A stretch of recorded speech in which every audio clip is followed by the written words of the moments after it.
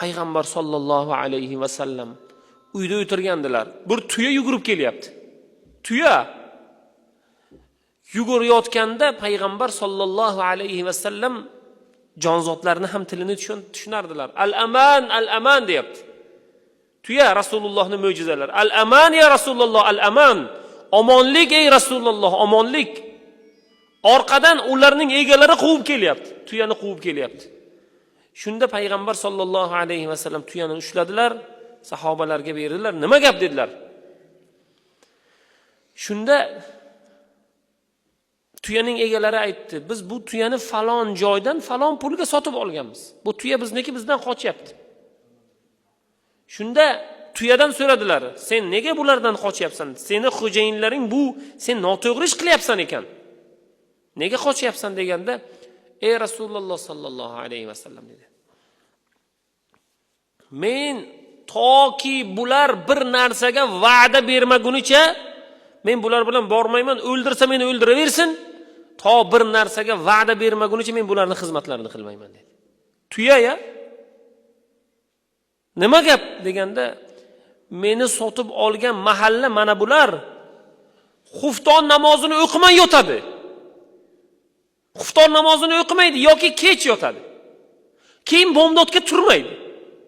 Kech yotganda shular to namozlarini to'liq qazo qilmasdan o'qiyman deb sizga va'da bermagunicha men bularning xizmatlarini qilmayman, men bormayman bu bular bilan dedi. Nega dedilar Rasululloh sallallohu alayhi vasallam?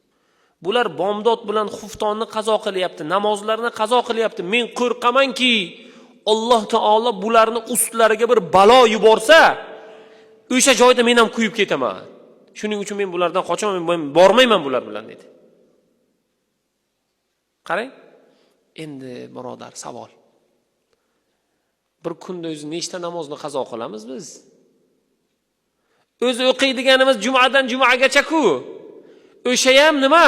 Mehmon kelmasa, bir ishimiz ko'p bo'lmasa, yoki qanaqangidir jumadan keyin o'rtoqlar bilan qanaqangidir ziyofatlarimiz, o'tirishlarimiz bo'lmasa, shunaqa. Qolgan namozlarchi? Shayton bitta sajda qilmagani uchun la'in bo'ldi. Siz bir kunda u umri davomida bitta sajda qilmagani uchun la'in bo'ldi. La'natlar ostiga qoldi. Siz bir kunda nechta sajda qilmayapsiz? Uni kim o'ylaydi? Uni kim tafakkur qiladi? Namoz o'qing desak, hali bor deysiz. Nimaga bor birodar? Mana bugun Buxoroda bo'ldimi?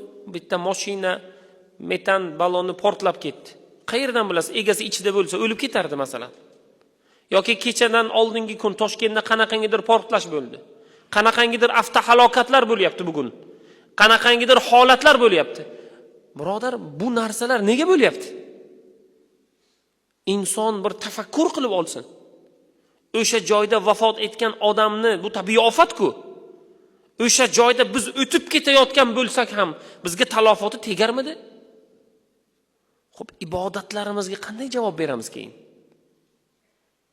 Qazolarimizga qanday javob beramiz?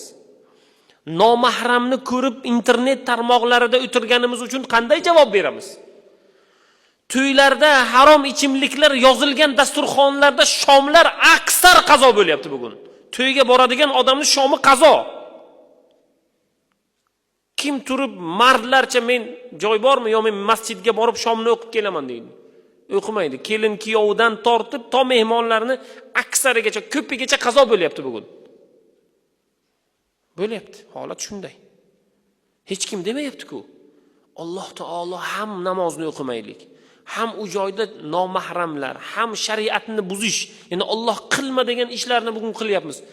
Kim javob beradi-ki, o'sha choyxona yoki restoran bilan Alloh taolo yerga yuttirmasa, yaqin kunlarda bo'luvdi chet elda. Alloh taolo o'sha klubni qanaqa bilan Alloh yerga yuttirdi o'sha joylarni, odamlari bilan, o'sha klub bilan.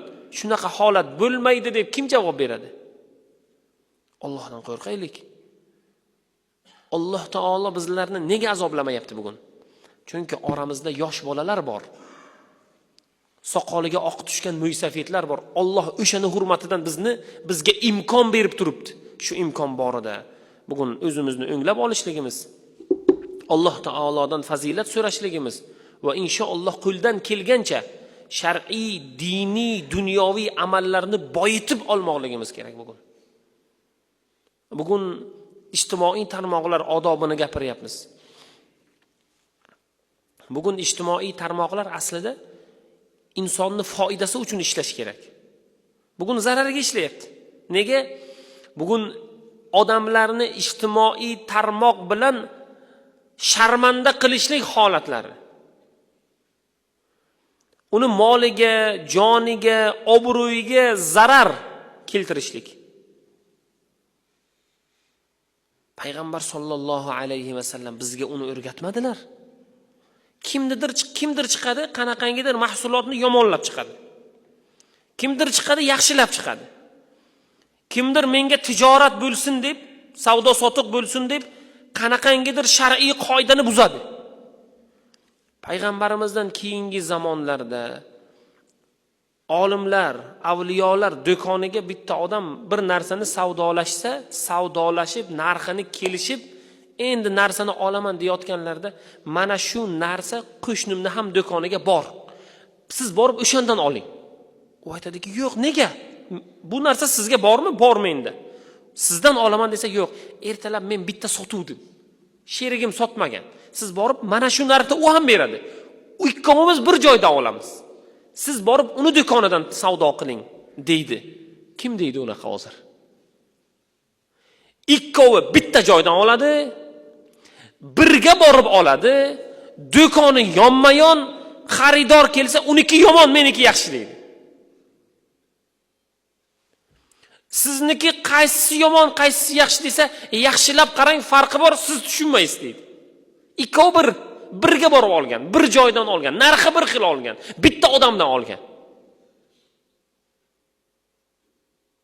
Bo'ldi. Tijoratda aldov. Biz qaramayapmiz. Rizq masalasi Allohdan ekanligiga, yolg'on aralashmasligiga, Alloh taolo rizqni berishligiga biz e'tibor bermayapmiz bugun.